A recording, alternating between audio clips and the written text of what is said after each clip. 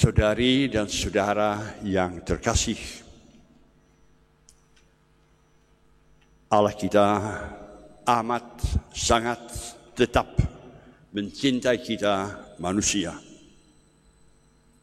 Maka pada suatu hari Allah kita mengutus seorang malaikat ke bumi kita ini, pengen tahu bagaimana kiranya perkembangan dunia kita ini. Apakah sudah kurang lebih sesuai dengan harapan Allah, atau masih jauh, atau bagaimana sebenarnya? Apakah sudah mirip dengan Taman Firdaus, dengan kerajaan di mana Allah kita bisa menjadi raja, atau mirip dengan neraka dunia kita ini? Tugas jelas. Malaikat pamit, dia turun ke bumi. Hari-hari pertama malaikat itu banyak nonton di televisi. Nonton pada YouTube. Dan dia lihat, maunya nonton di televisi, maunya membaca surat kabar, kok semua berita-berita yang ada jelek. Kabarnya perang. Kabarnya lomba senjata. Kabarnya permusuhan. Kabarnya penganiayaan. Pembunuhan. Wah, dunia kayak apa? Malaikat itu kecewa. Kok berita-berita yang ada di dalam dunia, dalam berita semuanya berbau negatif. Bermusuhan. Menghancurkan. Maka akhirnya si malaikat itu tinggal televisi, tinggal surat kabar. Dia pergi kepada pemimpin-pemimpin negara sendiri. Pengen tahu pandangan mereka terhadap dunia bagaimana. Kaget dia. Kaget. Mau dibicara dengan orang pemimpin di bagian timur, atau di bagian barat, atau di bagian tengah. Semua orang curiga satu sama lain. Para pemimpin-pemimpin negara-negara besar curiga. Penuh saingan. Takut kalah. Maka terjadi mereka mempersenjatai diri sendiri, makin hari makin canggih, makin banyak latihan, bom lebih hebat daripada yang lain. Mau kemana dunia kita ini? Apakah kita tunggu sampai hancur? Tapi malaikat itu belum mau menyerah kalah. Pasti ada manusia yang baik-baik. Maka akhirnya dia turun lagi, berkunjung kepada keluarga-keluarga Kristiani. Pengikut Yesus. Pasti beres. Dia masuk keluarga yang satu, keluarga yang lain, berkunjung. Tapi kesan dia sama saja. Banyak sekali keluarga-keluarga yang terancam oleh kekerasan rumah tangga. Dia melihat bahwa sang suami itu memukul istrinya. Dia melihat bahwa istrinya memaki-maki suaminya, tidak mengurus anak-anaknya, jewer. Dia melihat bagaimana pembantu-pembantu disetrika, disiksa.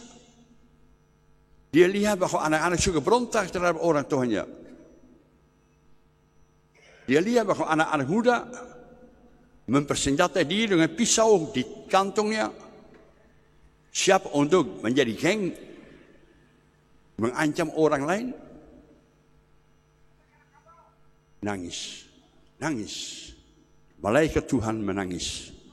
Melihat dunia kita kok terancam oleh kekerasan, oleh kegelapan, oleh kekacauan, oleh permusuhan.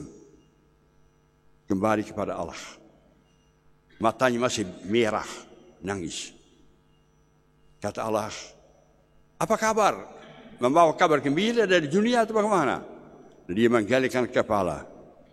Singkat saja kata dia, singkat saja. Apa? Burung merpati sudah mati. Apa? Burung merpati sudah mati. Burung merpati yang melambangkan perdamaian, yang melambangkan datangnya Roh Kudus sudah mati. Tidak ada lagi di bumi ini. Anak domba pun punah. Tidak ada lagi manusia yang mau mengampuni satu terhadap yang lain. Dia cerita, malaikat itu cerita pengalaman-pengalamannya.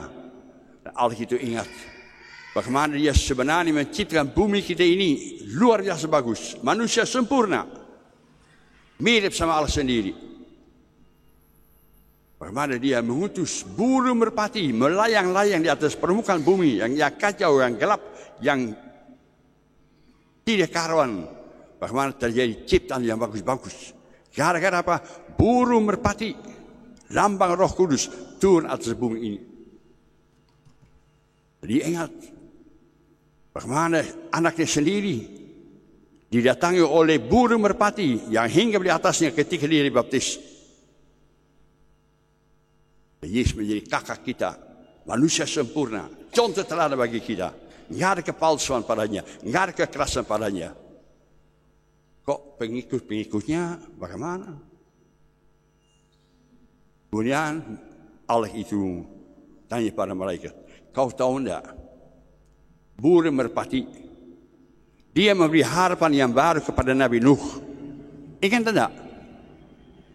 Ketika air bah mengancam musnah bumi kita ini, di mana-mana banjir, Nuh itu melepaskan burung merpati, dan burung merpati kembali membawa dahan dengan daun-daun yang hijau yang segar, harapan baru. Berkat kunjungan kedatangan burung merpati itu, ada titik terang, ada harapan akan dunia yang baru. Dan Allah itu, walaupun berita dari malaikat itu kecewa, tetap optimis.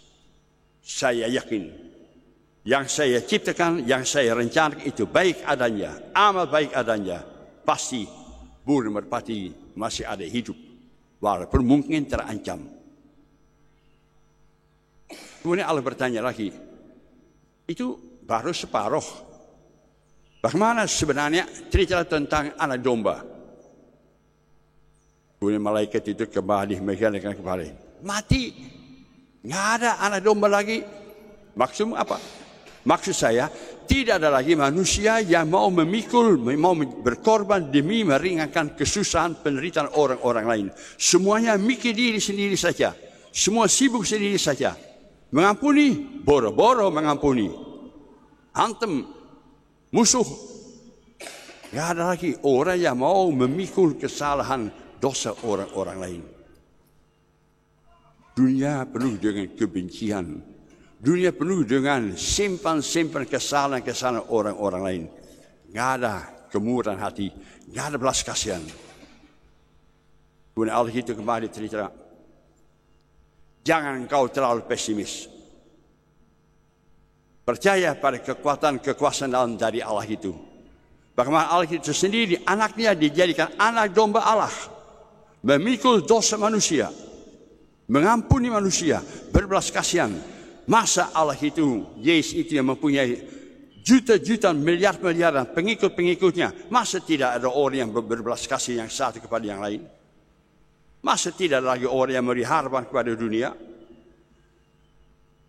Punya Allah mengatakan, manusia suruh kembali kepada contoh teladan dari anak saya, Yesus dari Nazaret. Bagaimana dia rela mau berkorban, mati di kayu salib untuk menebus dosa kita manusia.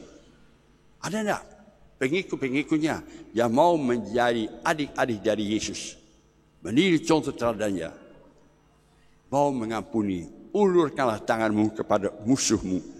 Ada damai, ada kebahagiaan, ada belas kasihan. Di hari ini sedikit banyak kita boleh melihat dan mencari tahu identitas dari Tuhan Yesus. Apa sebenarnya ciri khas dari Tuhan Yesus? Kakak, panutan, contoh teladan kita. Dan kita harus mengakui, dia sebenarnya adalah harapan bagi manusia. Berkat turunnya Roh Kudus, burung merpati, berkat karya menjadi anak domba Allah, dia membawa harapan yang baru bagi kita manusia. Hanya mau enggak mengikuti Yesus. Tidak hanya di Bibel saja, tapi dalam perbuatan-perbuatan. Jadilah merpati yang satu bagi yang lain, sumber kedamaian. Jadilah anak domba yang satu bagi yang lain, yang rela mau berbelas kasih, mengampuni, melupakan kesalahannya. Supaya apa? Supaya akhirnya dunia kita ini sesuai dengan harapan Allah mempunyai masa depan. Mari kita bersama-sama di mana diperlukan bertobat untuk kembali menciptakan dunia sesuai dengan rencana Tuhan. Semoga demikian.